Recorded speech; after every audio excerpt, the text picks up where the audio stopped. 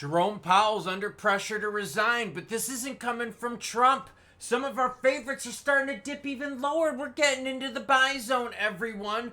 A big announcement for 100th day post-launch. Who is it and what's the announcement? I'll share it with you. We're also going to talk about how the traditional finance market might be getting bent over by some of us crypto bros and gals out there. That's right. We're going to show them how to play the pump and dump. But before we get into that and the buy zone price action up on the screen, your comments come first. And we're going to call out a naughty channel. Thou shalt not steal. Oh, what's going on?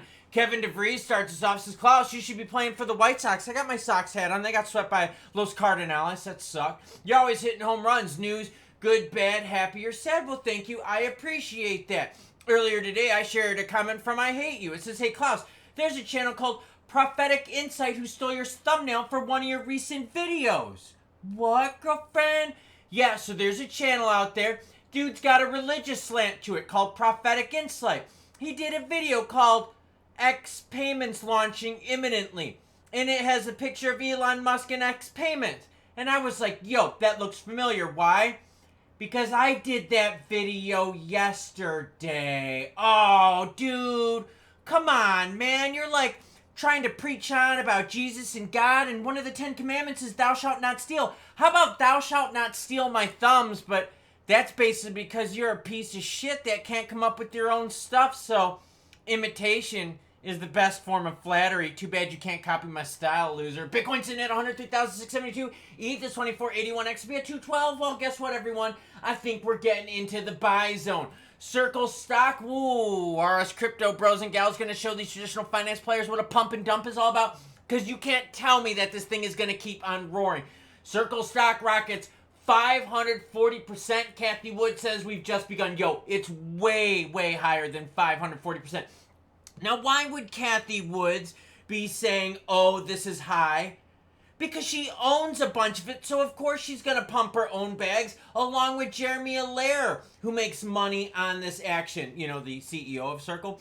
Kathy Woods, CEO of ARK Invest, and a prominent backer of digital assets, expressed confidence in Circle's future during ARK's June fund market update. She said, we've just begun a very big journey here, Wood said, framing the Senate's vote as start of a new era.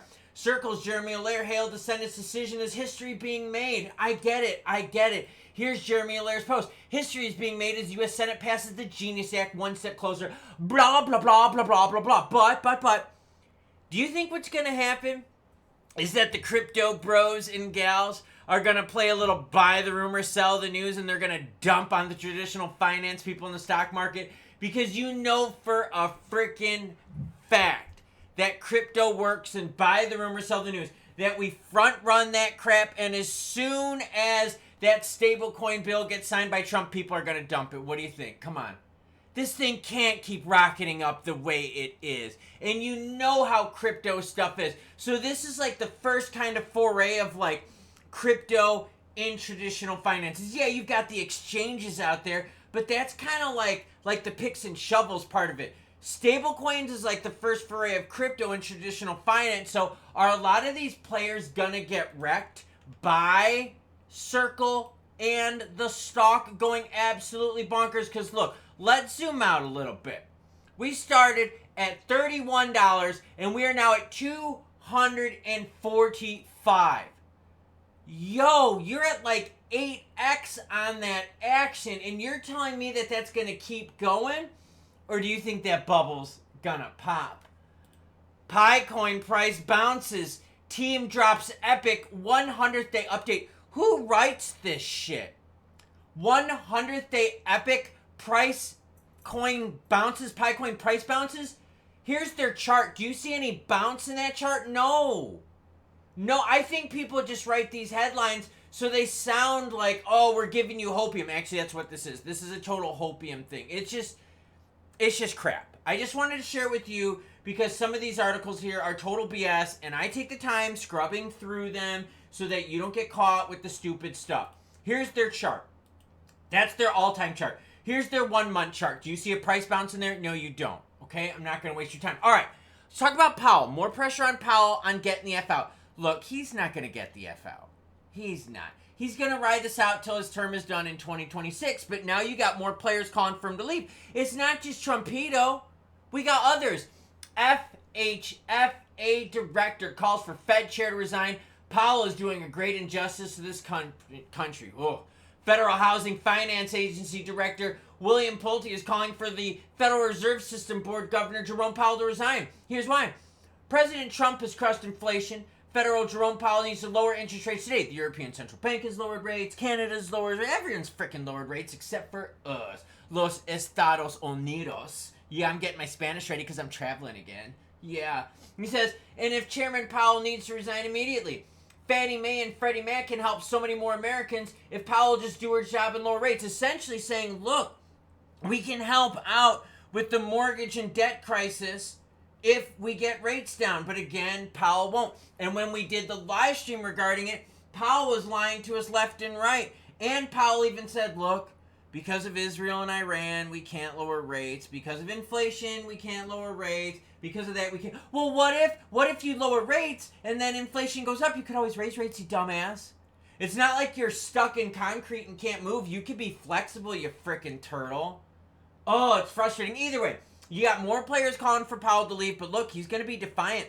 Powell is running cover for the big banks out there. Now, let's talk crypto. Here's something that's a little bit concerning.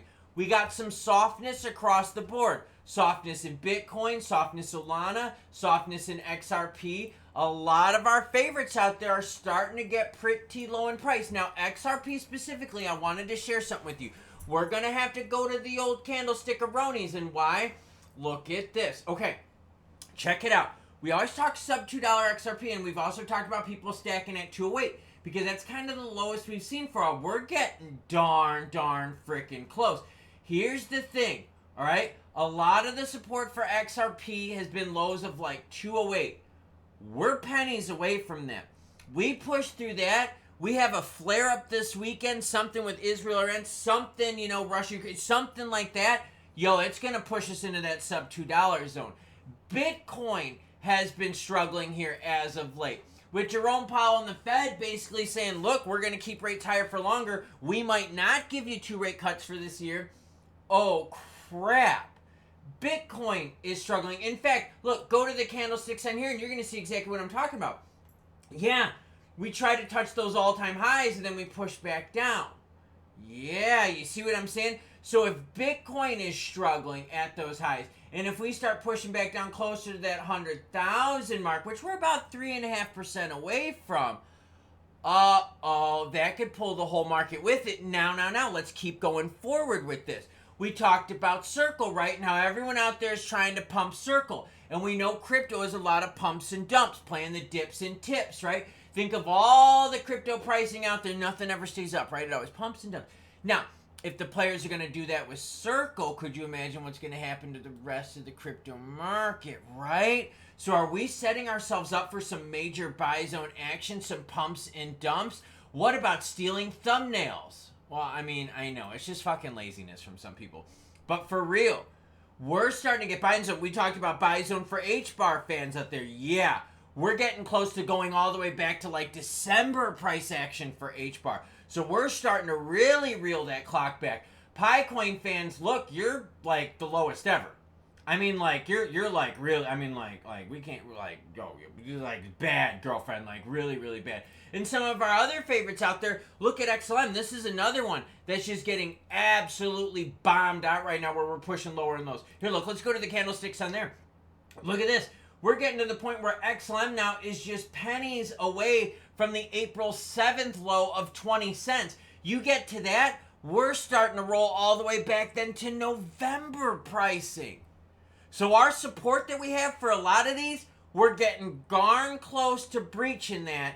And then what? That sets us up to some nasty redness. So you better either A, be short in the market, B, have dry powder ready to buy if that's what you believe in. Not everyone believes in it. Or C, are you getting ready to exit, rotate, or are there other assets that you're looking to stack? Let me know, because we're all in a different place. And remember, my job is to bring you the news, good, bad, happy, or sad. And right now, Jerome Powell ain't cutting rates anytime soon. Money is flowing into stablecoins. We can't deny that.